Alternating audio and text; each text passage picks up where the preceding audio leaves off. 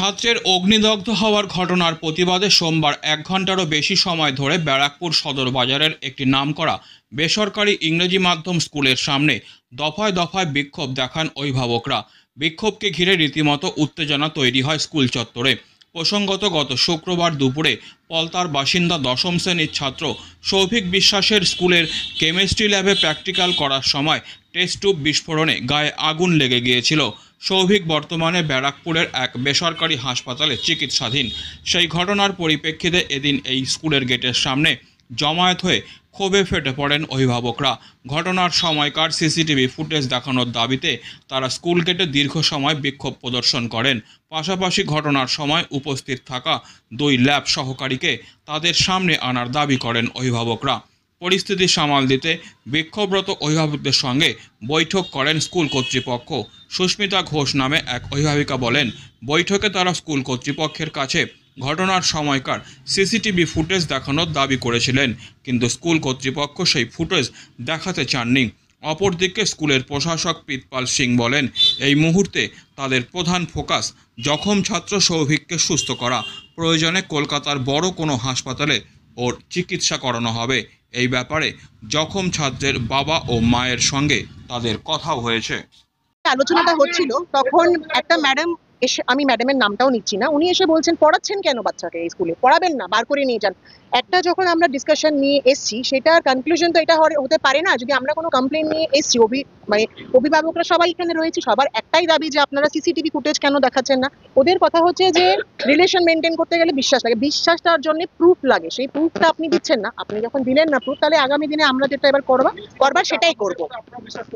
এবং অভিভাবকরা হাসছে, মানে সরি টিচার্সরা হাসছে অভিভাবকদের উপরে হাসছে। এবং আমি সেটা প্রিন্সিপালকে কোয়েশ্চেন করলাম যে আমরা কি এখানে কোনো জোক ক্র্যাক করছি? একটা বাচ্চা সে মোটামুটি কতদিন বিছানা থাকবে তার কোনো ঠিক নেই, সেটাকে নিয়ে হাসাহাসি কেন? ওদের হয়তো মনে হয়েছে কোনো কিছু হাসির কাণ্ড হচ্ছে, কিন্তু আমরা ভীষণ সিরিয়াস এই জিনিসটাকে নিয়ে, আর আমরা চাই এটার একটা কনক্লুশন বেরো। ঠিক আছে, ভীষণ ডিসঅ্যাপয়েন্টেড।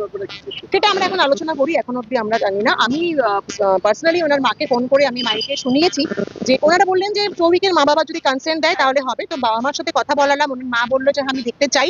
তারপরে বলছে যে না, যদি সৌভিক এসে পুরো ব্যাপারটাকে বলে দেয় তাহলে তো এটা কোনো দেখানোর কোনো প্রয়োজন নেই। কিন্তু আমাদের দাবি হচ্ছে কেন দেখানোর প্রয়োজন নেই?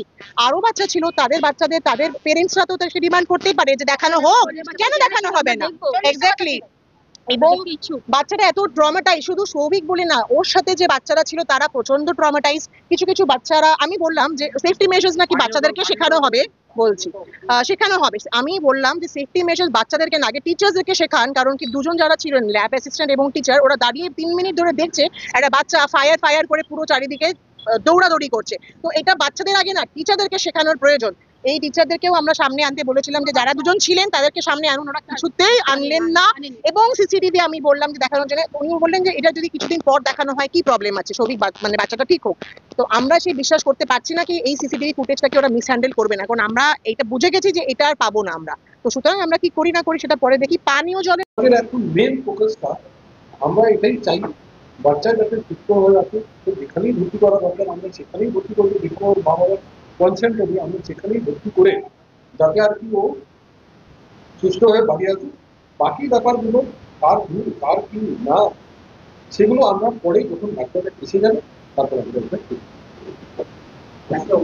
Disclaimer. This channel may not promote any violent, harmful or legal activities. All content provided by this channel is meant for an educational purpose only.